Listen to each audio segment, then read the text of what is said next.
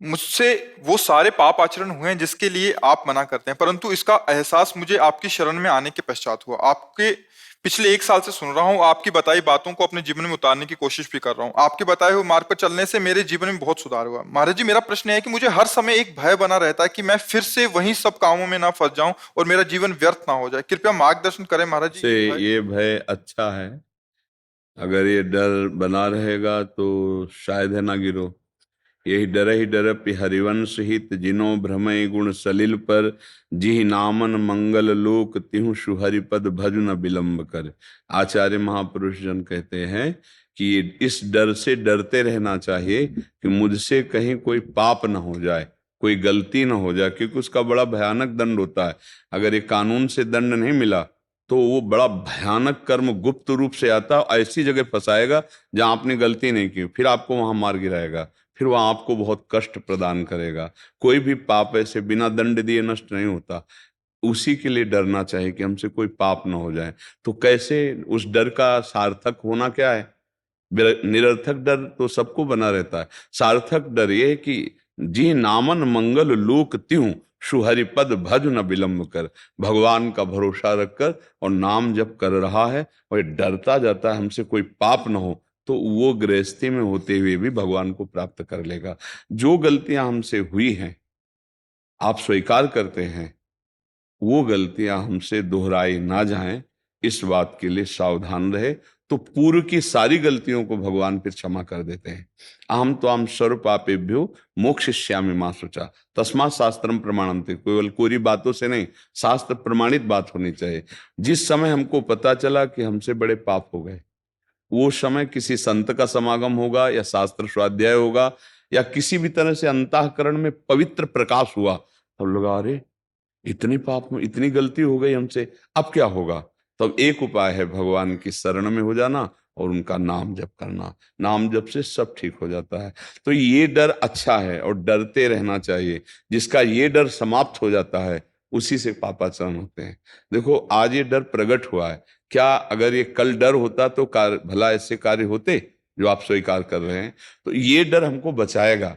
समाज का डर, धर्म का डर और कानून का डर, भगवान का डर, ये जीव को पवित्र रखता है। यार कोई नहीं देख रहा पर भगवान तो देख रहा है, नहीं भाई हम ऐसा नहीं करेंगे। उसको भगवान की याद आ गई, वो भगवान से डर गया, बच गया। या अपने धर्म, नहीं मेरा धर्म है नष्ट हो जाएगा, मैं ऐसा नहीं करूंगा। धर्म का भय, शास्त्र का भय, भगवान का भय, समाज कानून का भय, ये जीव को पवित्र रखता है। और जिनके भय नष्ट हो जाते हैं वो राक्षस हो जाते हैं। आप देखो ना, मनुष्य रूप में वो राक्षस हो जाते हैं, वो मनमानी पापाचरण करते हैं और नष्ट हो जाते हैं, फिर उनकी दुर्गति होती है। तो ये डर तो अच्छा है, पर इसकी सार्थकता यही है कि नाम जप कीजिए। जी नामन मंगल लोक त्यों, जो नाम तीनों लोक का मंगल करने वाला है वो राधा राधा राधा नाम जप करो और ये डरते रहो। ये डर तो सबको है, जो धर्म से चलता है उसको डर बना रहता है, कहीं मेरे से कोई गलती ना हो जाए, कहीं मेरे से कोई ऐसी त्रुटि ना हो जाए जिससे हमारा किया करा सब मिट्टी हो जाए। हे प्रभु ऐसा बल देना, ऐसा बचा के रखना, हमसे कोई पाप ना हो, कोई गलती ना हो। हर धर्मात्मा पुरुष, हर अच्छा पवित्र हृदय वाला ऐसा डरेगा, और जो डरता है वही निर्भय हो जाता है। और जो इस डर नहीं डरा तो फिर उसको कानून है, भगवान के विधान है, ये डराता है। बहुत बुरी दुर्दशा होती है। हमारा मन ही हमको दंड देने लगता है, जलाने लगता है, ग्लानि करता है। इतनी ग्लानि हो जाती है कि वो ये चाहता है कि मेरी मृत्यु हो जाए। जब ज्यादा पाप हो जाते हैं ना, तो अपने हाथ से अपना वो नाश करता है, उसका मन ही उसको मार देता है। ये क्या होता है? अंदर की सलाह है ना, वही मन जिसने गलत आचरण करा है वही सलाह देकर उसे मार देता है। इसलिए ये डरो कि हमसे पाप ना हो जाए और नाम जप करो। अच्छा आहार, शरीर स्वस्थ, विचार पवित्र, तो जीवन सुखी हो जाएगा। सुखी जीवन, शांतिमय जीवन, आनंदमय जीवन, दुर्गुण रहित जीवन, सुखी जीवन। ये दलिद्र जीवन, अपवित्र जीवन, बड़ा गंदा जीवन। देखो ना, पर बहन बेटियों की तरफ वही राक्षसी बुद्धि, मांस आदि खाना राक्षसी बुद्धि, मदिरा पीना राक्षसी बुद्धि, छोटे छोटे बच्चे हैं जिनको कुछ ज्ञान ही नहीं हित हित का, और उनके साथ अहित बर्ताव। तो ये क्या है?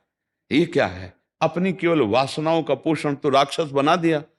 जो तुम्हारे द्वारा पोषित होने चाहिए उनका शोषण हो रहा है।